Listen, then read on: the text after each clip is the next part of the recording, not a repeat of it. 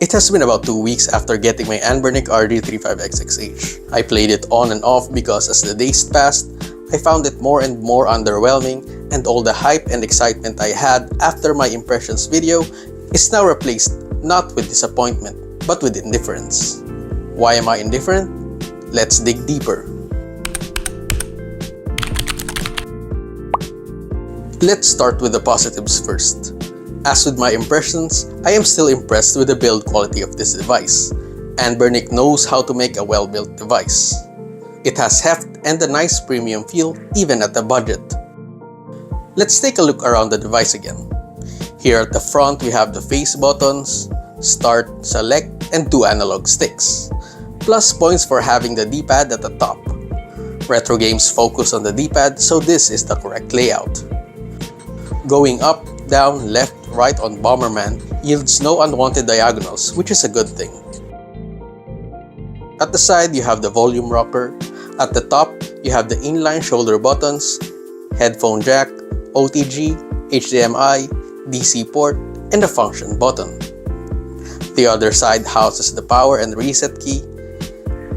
And at the bottom, we have 2 micro SD cards. There have been reports that this micro SD card craps out quickly. I replaced this one immediately, so I can't comment on the durability. I suggest you do the same too. The next great thing about this one is the battery life. It is almost impossible to kill this thing. I tried to loop this from 11 AM, playing Tekken 6's intro over and over, and it died out at about 5 PM. That is 6 hours of PSP on non-stop loop. Even when I am playing, I'm always surprised to see how low the battery consumes, especially for lower-end systems. The charging time may be 2 to 2.5 hours, but with an impressive runtime, you won't really mind. Going into performance, it is still impressive. Let's play some games here. On PSP, we're going to play Metal Slug XX, Tekken 6, and God of War. Tekken 6 plays okay, but you do notice some dropped frames and sometimes the audio stutters.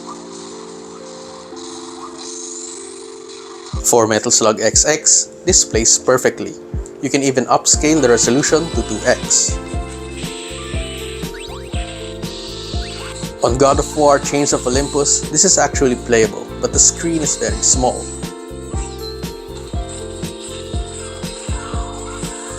On Dreamcast, we have Sonic Adventure 2 and Crazy Taxi 2. You can judge for yourself how they perform. For me, I think they're okay.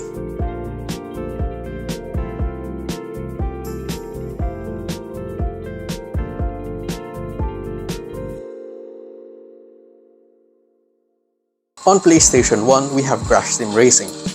I want to comment on the ergonomics here. I still can't get used to inline shoulder buttons on a horizontal handheld, and my awkward handling of the device can cramp up my hand. Last is Nintendo DS.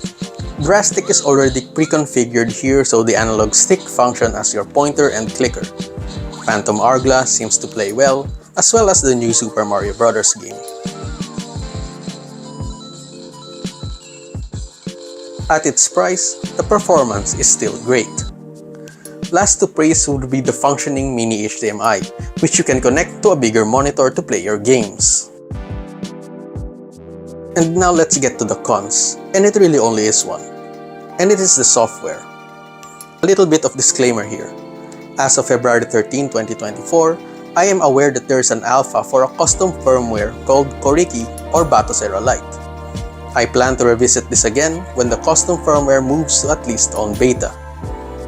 For now, let's focus on the stock OS. There is a small irony here where the software is bare bones, but it can get confusing. First, there are 2 apps here, the game and RetroArch. For the most part, I suggest you spend more time with the RetroArch app. The games app is functional, but it's very basic. When you select a game through its unimaginative interface, you can press the function key above and there are different options here, namely exit, save, load, restart, some video effects, and backlight. If you do decide to exit a game, you will be greeted with the annoying Anbernic logo every single time.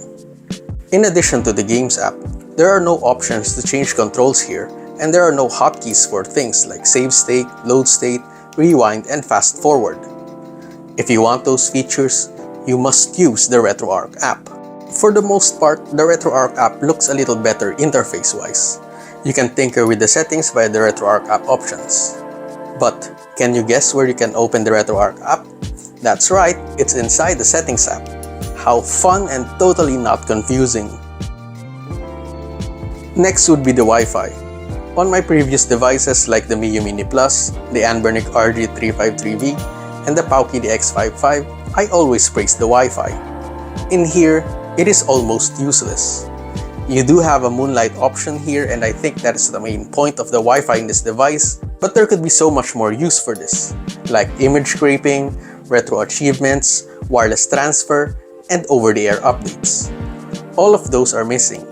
There are no RetroAchievements on the RetroArch app, and there's no option to do an OTA within the device itself. As of February 13, 2024, Anbernic has released a software update that improves the device. Do you know how you are supposed to update it? You are supposed to download this 7-part zip file and flash it on an SD card. A couple of issues here. The download can be pretty janky and it might not download properly, making it a huge waste of time. Second, you need to flash this on an SD card, and that wipes it completely. Better save your save states or save files. And there's no guarantee that they will work once the flashing is complete. Third, to top it off, Anbernic has no clear instruction on how to do this, making this a daunting task for newbies. Anbernic ships these devices with generic bricky SD cards. How are you supposed to unbrick this if the SD card included craps out? Okay, I think I've rambled on long enough. Where does that leave us with the Anbernic RG35XXH? Let's do a quick pros and cons. For the pros, you still have your great build, good performance, great battery, and an HDMI out. For the cons, there's the basically useless Wi-Fi, the bricky included SD card, and the software. There's so much that this can theoretically do, but this is hampered with a half-baked software. The Anbernic RG35XXH is a perfect example on how software limits the potential of a device. It is by no means a bad handheld, but it constantly feels like you could get more out of it given the hardware. If you already have other retro handhelds, skip this for now. As a gift for someone, you might want to go for a more polished retro handheld. The Miyoo Mini Plus is still the best budget handheld and you can easily install Onion OS there. Should the Batocera Lite or Koriki release in beta, we'll see each other again. For now, I say wait this out. Retro handheld typically come out every other week and another one might come with a better software. Thank you so much for watching, guys. Consider sharing and subscribing if you found this useful. See you soon and happy gaming!